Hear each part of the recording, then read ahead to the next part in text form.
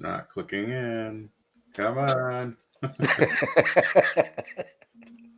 Here we go. Okay.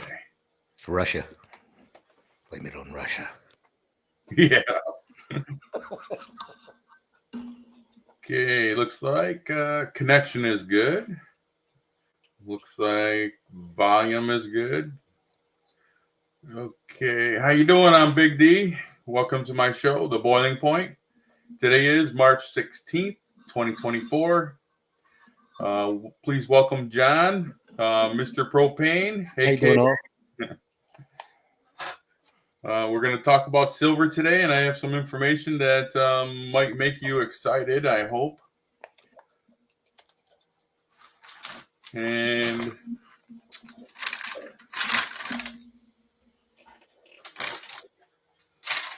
what we'll do is I want to also share some little details about news, and then we'll get right into it.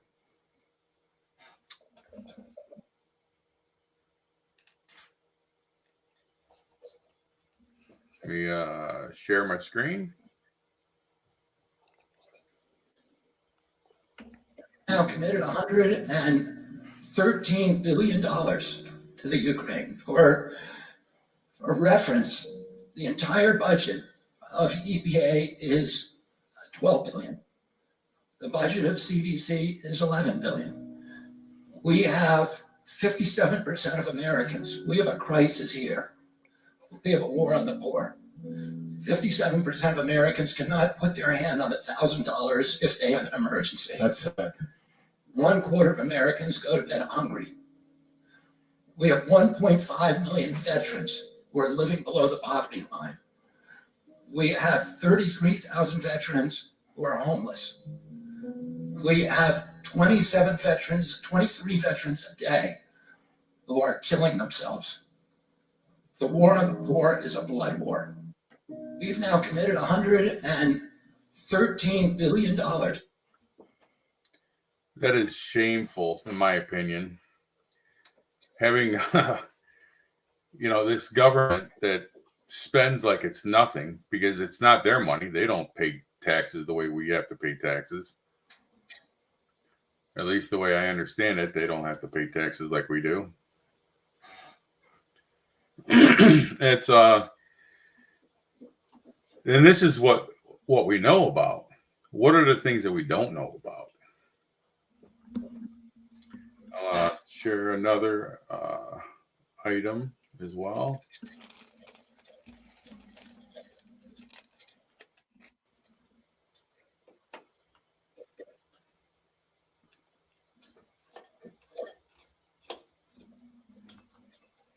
To make sure those cowboys don't stop the surge of military age men to enter.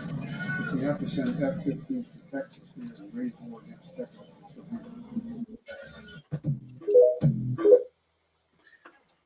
I probably should have warned you it was a little bit low. If you this will be recorded and put back up, so if you want to go back and re-listen to that, it's Joe Biden talking about making sure middle-aged men keep crossing the border, and also if Texas tries to stop them, they're going to send F-15s to Texas. Is that crazy, or is it just me? Hello, Cindy. Great to see you here. I do appreciate you stopping in. We're in a world of trouble if we progress. Hopefully, the information I got that the war in Ukraine is possibly over. I guess there's some finalizations on some details, but before they come out with the actual, okay, it's over, the mainstream media or lamestream media, whatever you want to call them, to notify everybody, so they can't steal our money any longer. Well, that's crazy, Big D. If they're thinking about sending troops or something like that to stop Texans from defending their own territory. I mean, where's that going for us? That's not good. That's Yeah, for sure. it's not good. It's right. It's It's not not showing that we're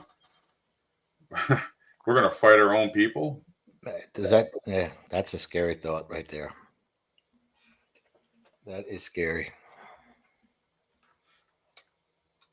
So let's talk about silver. The reason for the show today. So on Friday, JP Morgan Chase was fined $348.2 million by the Federal Reserve for inaccurate monitoring and marketing misconduct. Now, this isn't the first time that JP Morgan has been in trouble. September 25th, 2020. They were manipulating the price of silver and gold. And they do that by hiding or making sure nobody knows that they have specific amounts of silver and gold. And they also do it by using certificates of silver and gold. Say that they sell you 100 ounces of silver, and that becomes it's not real because it's a piece of paper that says that they sold you 100 ounces. They don't have to own that silver to sell it to you, and they just send you a piece of paper, a very nice little certificate, and that piece of paper is all you have. It's all you own. You don't own it. It's not in your possession. You don't own it. So, because they got in trouble in 2020, and now again, not even 6 months after the end of that, I think it was a 3-year where they had to stay clean, but there was a little discrepancy after the fact, which was 6 months after that, they had to also keep their nose clean, and then they could somewhat get out of the whole situation and then start over. But the $348.2 million, that fine that was hammered down on by the U.S. Federal Reserve, is nothing compared to the amount of money that they made by keeping silver low. And by saying that they have so many ounces of silver out there, that manipulates the price by, in all reality, there's a lot or very little silver compared to what they're actually stating. And that brings where the Comex into play of how much an ounce of silver is versus how much supply and demand as well. Now, I'm going to start with some of the better stuff. Now, first, a little details. Comex, which is the New York Futures Exchange, you can buy and sell contracts to trade as silver with leverage if you want. It's like a stock market for silver.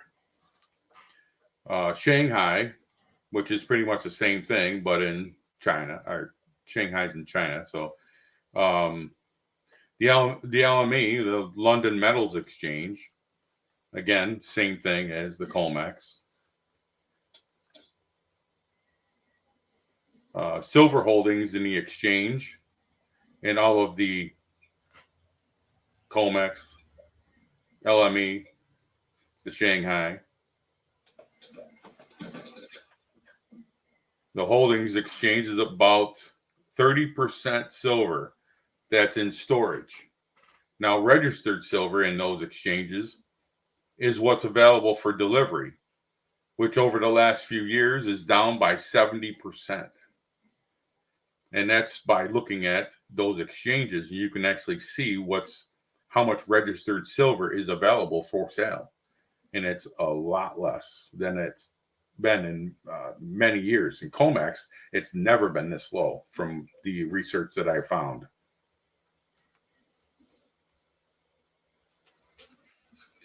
So now these inventories have dropped drastically over the last few years, which shows the industrial users, such as solar panel manufacturers, electric car manufacturers, cell phones, laptops, pretty much anything electronic. They have to wait for silver. They have to wait for the storage to mature and become a registered silver, so they can take deliveries of these orders. Now, these details should tell you the deficit of silver over the last few years. Silver should be very, very high, not $25, which it was just barely over $25 an ounce. That's spot price, not including premiums, and because that's going to come on top of any silver that you might find at a coin shop or pawn shop, or even especially dealing with like JM Bullion or Ampex or any of the ones that are major sellers. Those, they could be, depending on where they received the silver coins or bars from, that could be $2, $3, $4, $5 on top of. And then, again, if you, one of the worst places to buy silver, in my opinion, is the pawn shops. Pawn shops are, if it's $25, it's $55. Unless you're lucky, because I do have a pawn shop in my area, and if you ever wanted to look into it, maybe they even ship it to you, and that's called Pay More Pawn, and it's Liverpool, New York. If you ever want to look them up, check them out, because they're on the internet, no problem. They have a website. They also have many things for sale, so I mean, check them out. They're about $3 over spot. Now, again, it depends on shipping and price of shipping, so you have to put that in the equation as well. And you never know what you're getting as far as silver. That's where it's a little freaky. Is silver legit? You definitely don't know. I heard some horror stories about some of the big sellers as well. So unless you're at the location and you have an identifying machine where you put the piece of silver on, whether it be a coin or a bar, you're not going to know 100% if that's actual silver. But hopefully you don't get taken. I've had a few friends that when it comes to Eagles, they've lost some money. Yeah, that is pretty scary. The only thing I could suggest on that, I mean, it's the way I look at it. If you buy from the major supplies, major exchanges and stuff, you're probably going to be okay, because they pretty much at least have their guarantee that they're experts in the field. But like you said, if you're buying at a pawn shop, uh, unless they have a really good person there when that gets pawned in, and then to verify it before they give out funds for it, and then you rebuy it. That's, you have to trust your pawn shop, I guess, and the people that you deal with. The other way of doing it is if you buy from a jeweler, someone you can get deals if you know somebody. I got a couple jewelers in my family, so if I have a question or if I'm really in doubt, I could take a piece there and say, hey, not that I'm going to get my money back if it's fake, but I have ways of verifying it. Another thing that I noticed that's a little scary is when you purchase stuff online, say from a third party. What I always look out for is I go to the seller and see what else the seller is selling. If the seller is selling you gold or foreign currency, and he's also selling napkins and plastic spoons. Well, I wouldn't buy from that guy. Yeah. You know what I mean? I, I think you can get a lot of good deals if you're buying from a third party, be it, whatever, eBay, Amazon, Walmart, wherever, whatever third party we're talking about here. If you go to the seller and if you see one of the seller is actually one of these big metal companies, that gives me a little bit more confidence. And you're probably saying, well, why would I buy off a third party when I can buy directly from that metal company?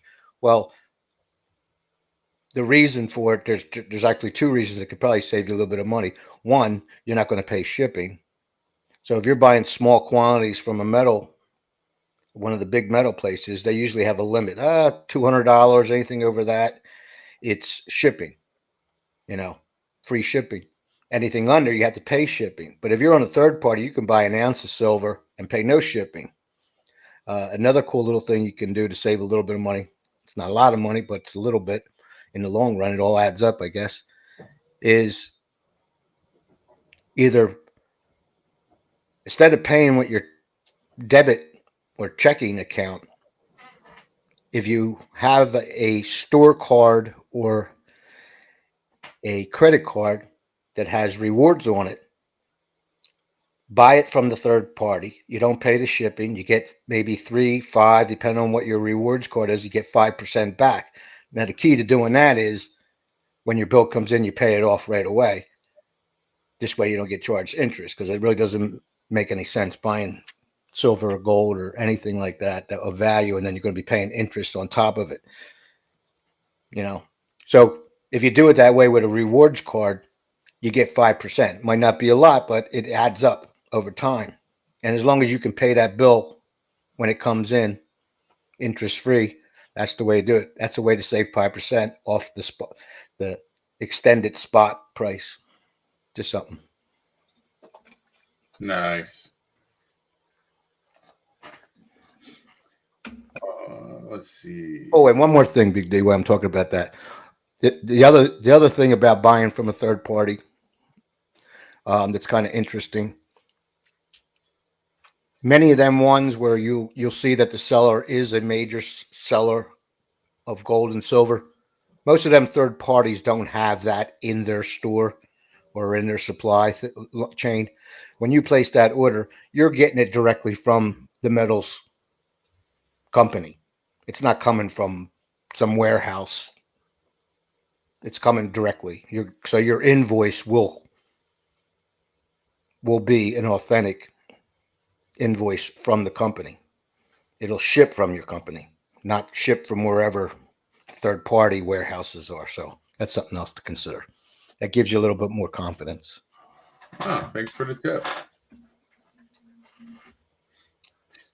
So paper to silver ratio is right now, as of yesterday afternoon, 393 to 0.66 to 1. And that's, when I say paper, that's a derivative. Derivatives, in my opinion, are fake. That's, like I said earlier, with JP Morgan, they'll sell 100 ounces to someone. They don't have to have the silver, at least until the Basel III regulation kicked in. I don't know if they're getting around that.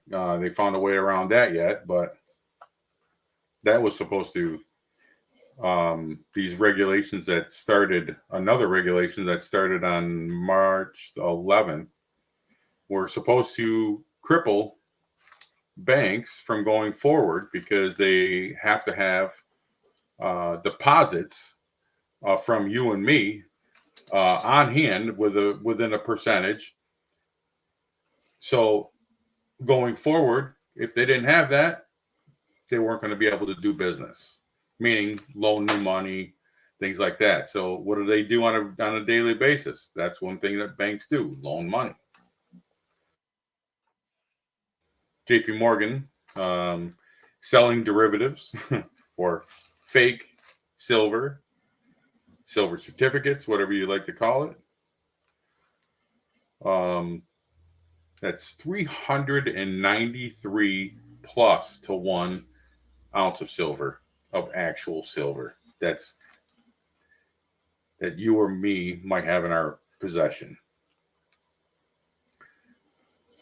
That number is keeping silver from the actual real number, in my opinion. And when that does become truth, the actual price of silver is going to skyrocket.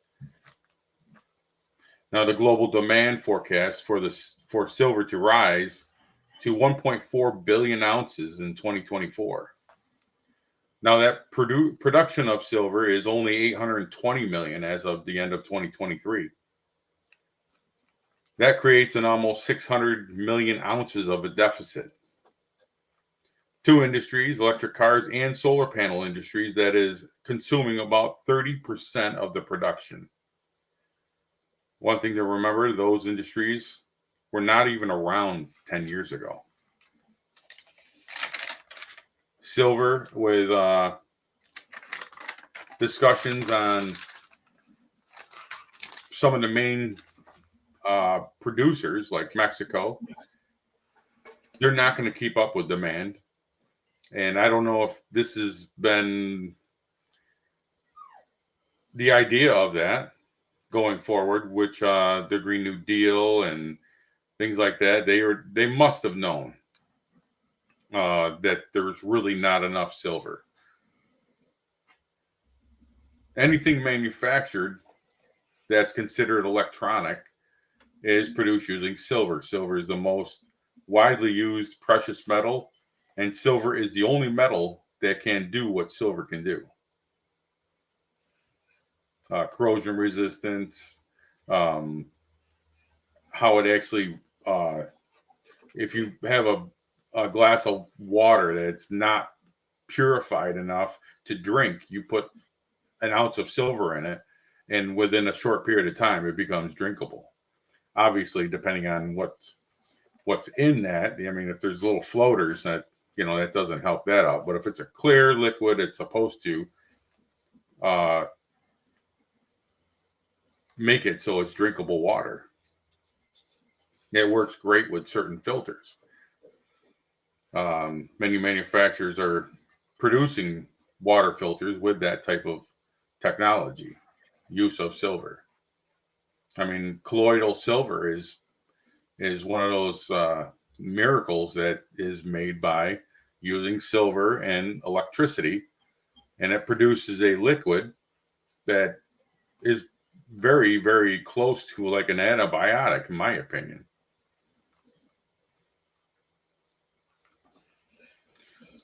So not just what I've already discussed, and it's not just electric cars, but also combustible engine cars. They need a large amount of silver as well.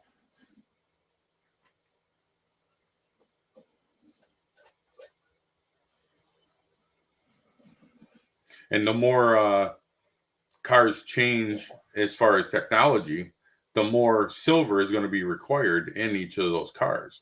The electronics, I mean, your dash is turning into a huge computer with a monitor with components that work very similar, if not identical, to your laptop at home.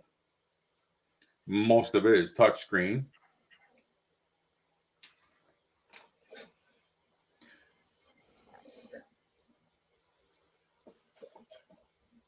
Now the production is at the lowest that it has been in 14 years. That creates a major supply versus demand mismatch and is poised to drive silver prices significantly higher. Now, something that probably doesn't matter too much, but I think it matters an immense amount, and that's the LME, which is the London Metals Exchange, was purchased by the Chinese a few years ago. That, to me, means we're going to have someone who, let's see, India and China both are huge when it comes to production of solar panels. And they have required a significant amount of silver. They have been able to purchase millions of ounces of silver in the last, say, year. One, because they're both probably the number one and number two manufacturer of solar panels. Again, making it to the point where silver should be going through the roof as well. Now, the Silver Institute, they have a report coming out next month. And it will show that these massive amounts of silver being consumed, that information is expected to destroy the LBMA, the Comex, and the commercial banks. Solar Industries is expected to consume 500 to 700 million ounces of silver in 2024. Just the solar industry. It's just crazy. Like I was saying, India, they bought millions of ounces, and that's 76.3 ounces. And that's just in February. And they bought 20 million ounces of silver in January. Now, the gurus who just talk about silver have been saying silver should be worth more than gold, and gold is suppressed as well. So when both of these break out of the being suppressed, the actual price being suppressed, they believe silver is going to overtake gold. And they believe it might even be this year. China's been buying up massive amounts of gold, or massive amounts of silver as well.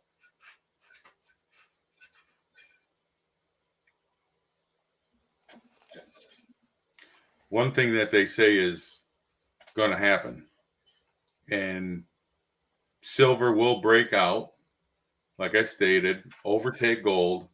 This is not only just my opinion, like I said, it's coming from many of the gurus.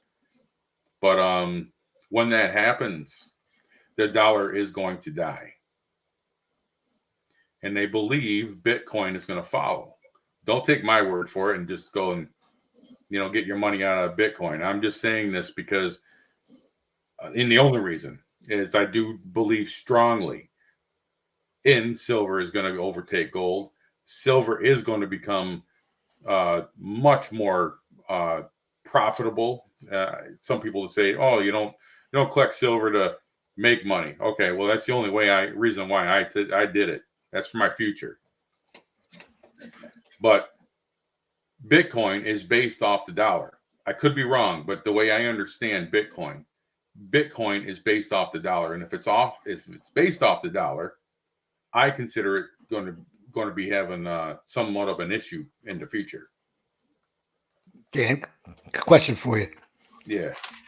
In your opinion, now I know there's both sides of the stories. The story all over the place, and it's a debate going on.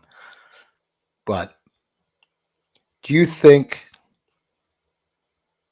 gold and silver will go up prior to the collapse of the dollar, or will the dollar have to collapse for the gold and silver to go up? Which side of that debate are you on? I believe it's going to go up and then the collapse of the dollar, but it's going to be like a simultaneously. This is how I'm understood by watching what's going on with the Comex and the way silver's rising, with the Comex having their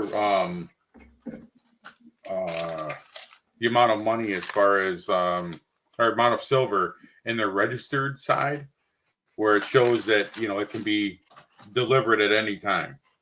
That right there started to show, and watching silver start to bump up a little bit. It's performing better than what gold was. So that alone, also watching the drop in the actual purchasing power of the U.S. dollar and inflation, I think it's going to be simultaneously, but I still think it's going to be the start of silver increasing, which it already is. Right. So I think if you consider that the start of it, then I think silver is going to start first. But I think it's it's combined with both. You're going to start to see the silver going up, and then the dollar just dropping. And if you go to the Federal Reserve website, you can actually see the graph um, from when the Federal Reserve was created in 1913, and then short time after the IRS and the federal, everything that was happening around that era. What happened to the dollar, and that's including what happened around the depression, and Right. but it gradually started to drop, and then it almost pretty much flatlined. I think around the 50s, and that flatline did dip. It's been dipping and dipping and dipping, but when I say flatline, I mean it just pretty much just started to drop and then flatline right about where it was worthless. Right. How are we able to buy anything right now is beyond me. How is the inflation not to the point where a loaf of bread is $100? Looking at that graph, meaning. Right. I look at it from many different views. Yeah, I could see exactly what you just said happening that way. I can also see it going the other way. I mean, because if you look at if you look at it going the opposite of that, with the dollar would have to collapse first for the value of gold and silver to go up. Now, I know there's a lot of factors and all that, and I'm not going to get into all that, but I'm just saying from the a person, common person who doesn't know much about it, doesn't follow finances or political realms or any of that stuff.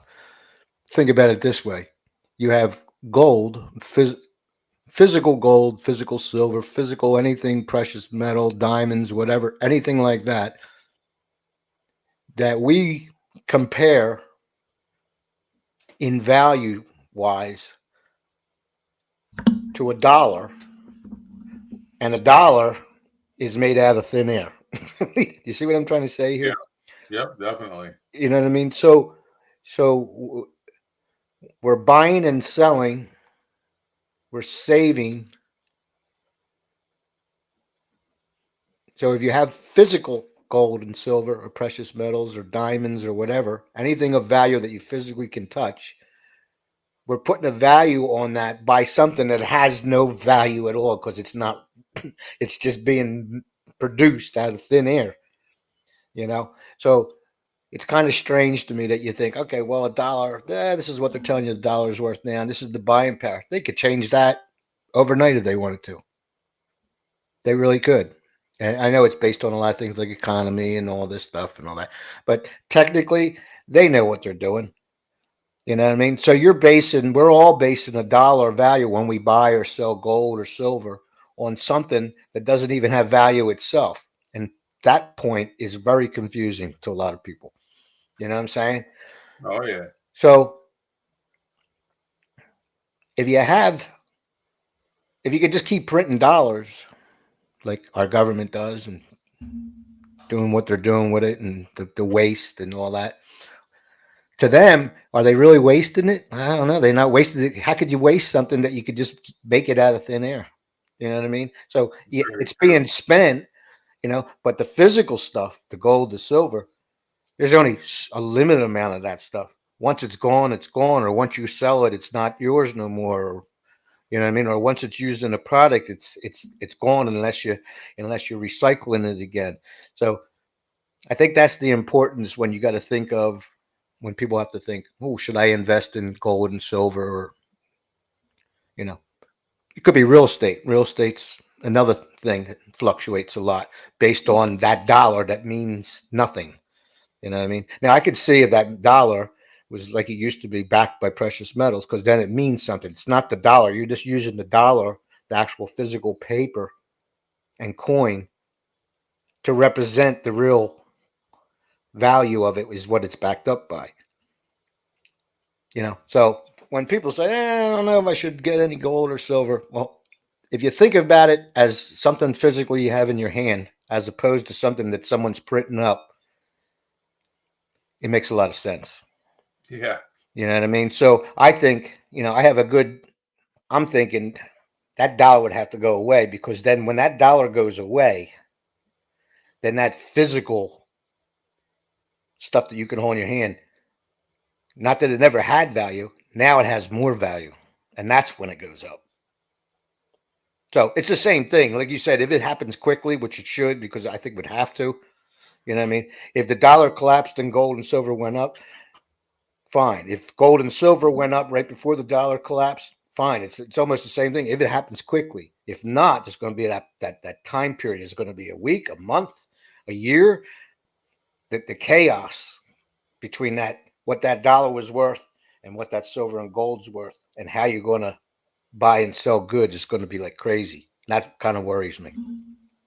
Yeah, right. Just the point I'm thinking, because if it happens quick, that's great. If it happens in a couple of months, well, I think you could survive. But what if it takes a year for all that? Now you're struggling. It's affecting everything: production, shipping, supply lines, food production, Your work, or you're going to have your a work, job. or right, or medicines that you need, or is that, you know what I mean? If that, the longer that period of time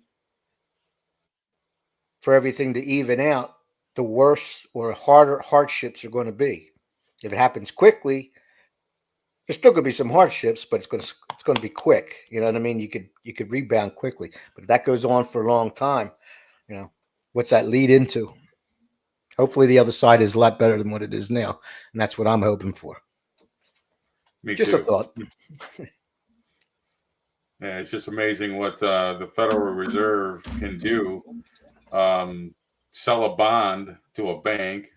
That bank takes it. They have to keep, I think it's 10%, and then they can use the other 90% and use that as where they can use it for someone's home or a car purchase, or they can loan the money that way.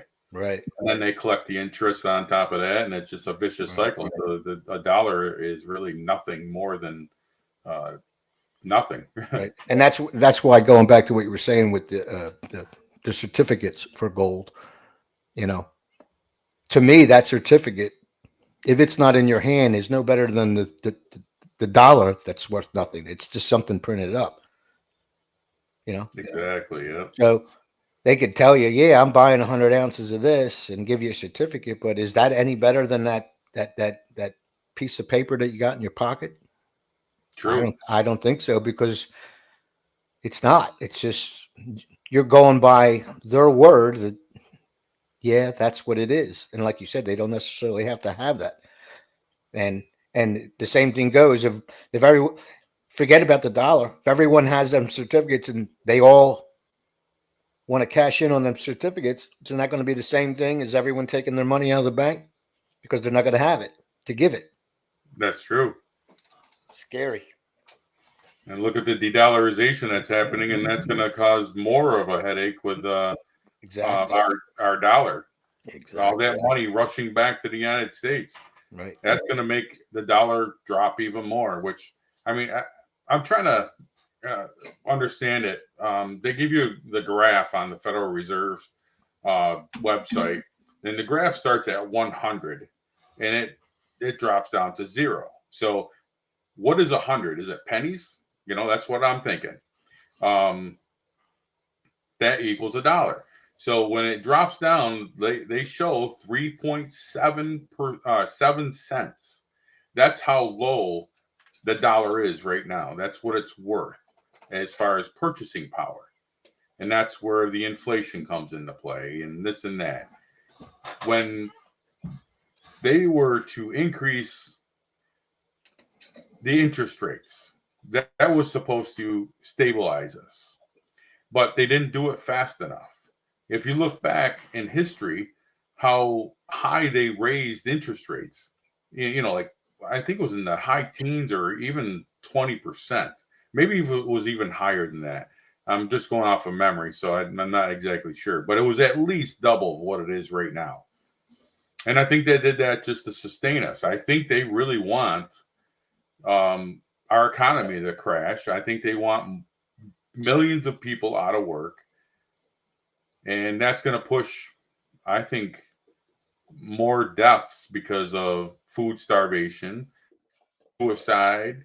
There's a lot to go along with it. And why would a country want to alleviate themselves from citizens? And the only thing I can think of is control. Control comes from that digital currency they want to push and a living wage. If there's not enough people working, they're going to have a living wage. It's, might as well be considered welfare because that's what it sounds like to me. More people, Slavery. yeah, and they can tell you what they're going to do with it. And the people with actually a job, the ones that actually were able to hold on to something, those people are going to be the ones that are producing that money for that living wage. And what they're going to do is control. There's no more paper money. They're going to use that, and they're going to say, well, you've had enough meat. We want you to eat the synthetic stuff that's soy and bugs and whatever else they're going to put in the food. And the FDA, which is non-existent government department. They are not a part of our United States, the ones that are actually looking out for us. It's just too much, and everybody thinks that's crazy. Well, when you look at what a digital currency is, and then start looking at what they're going to do with it, and the discussions of what they could do with it, even worse, that's where the dollar is a very good idea that I'm believing that is really what's going to happen, and it's gonna crash the U.S. dollar, along with the de-dollarization of trillions and trillions of dollars that are flooding back to the United States from the de-dollarization of all these countries that are saying we are no longer using your money to purchase any commodity, especially oil. And that was where the U.S. government made so many deals with countries to accept only for your commodities, and especially oil, the U.S. dollar. We're gonna see some major changes, and I think it's only a very short time now. Well, that's to me, that's that whole part of having your dollar or whatever you're using backed up by something else. That's where the world becomes stable, because you can't buy or sell things more than you have. And I think that'll make the world a better place. It'll stabilize everything. And I mean, if you could just create anything out of nothing, I mean, think about it. If you can create anything you want out of absolutely thin air, that causes chaos. Because is it really there? Some people think it's there. Some people don't think it's there. But if you're backing your currency by something physical, well, then from a budget standpoint, well, I can't buy more than what I have, and I can't sell more than what I have, because I have to sell them something that's backed by something else. And that, to me, I mean, that's just like the whole fundamentals of of feeding the world and not being poor and no wars. It just because all that stuff underneath the dollar, underneath the value of something, causes confusion, causes conflict. Everyone wants something, but they don't have the means to get it. Well, while other people are buying and selling things on something that doesn't even exist. It's bizarre to think of it that way, but Do you have any of those 15-minute cities being built in your area? Um, Not that I know of. Yeah, we got about a year ago, there was a discussion on an old mall that we have around here. That's what they're going to build. They got three. I won't call them skyscrapers, but they're towers. Right. Can't call them a skyscraper because they won't allow them a certain height or whatever. But there's going to be three towers. There's going to be huge area where you're going to work there. You're going to play there. You won't need a car. You can go to the gym there. Your doctor. They're going to have everything that you deal with on a daily or a yearly basis. Grocery stores. They're going to have everything there. And they just proposed that to our town, and they're waiting for approval. Now, who's going to sign up for that? Exactly. I think it's going to be to the point where, what is it called? You're going to like it, and you're going to own nothing, and you're going to have nothing. You know, that kind of thing. Right. Wasn't that Schwab that said that? Yeah. Sounds like one or two things: a human zoo, or we're like luxury prison. Yeah. You know, I mean, I can see some people. Like, now that I think about it, I can see some people signing up for that. If you have nothing, maybe that is a good thing for you. Yeah, you can walk down, 4 flights of stairs, or take the elevator down, go grocery shopping, bring that back up. Maybe you got an appointment with a doctor's office. You can go down to the 5th floor, take care of business there.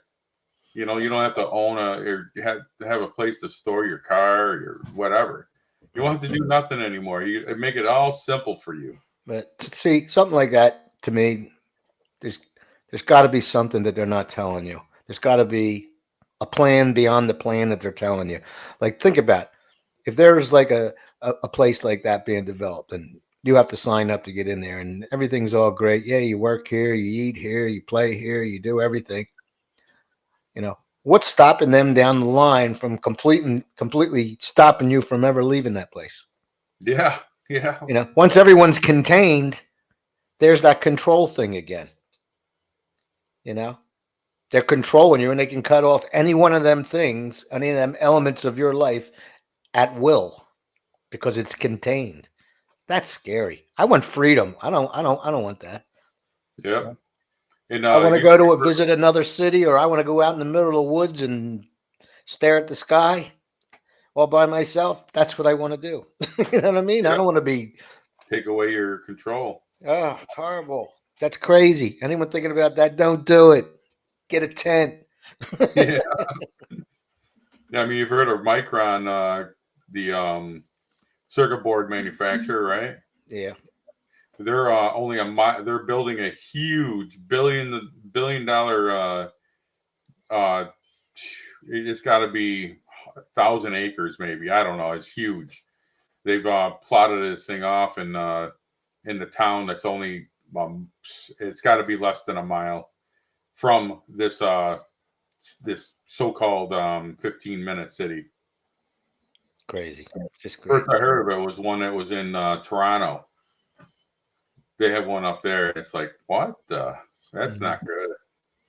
It doesn't sound good to me, at least. Sure, you'll have some chip in your hand or something, because how are you going to access all these places? How are they going to know that you belong there? Yeah. Going to have to have some kind of crazy identification thing that once it's in you or on you or whatever, that's it. You're done. You sold your soul.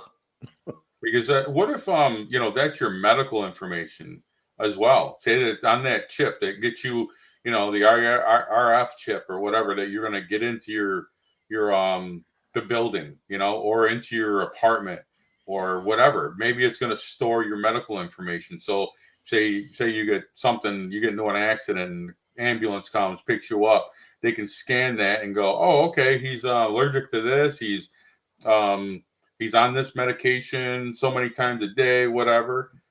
What's stopping anybody from, hacking into you and using that information? Right. What about an insurance company?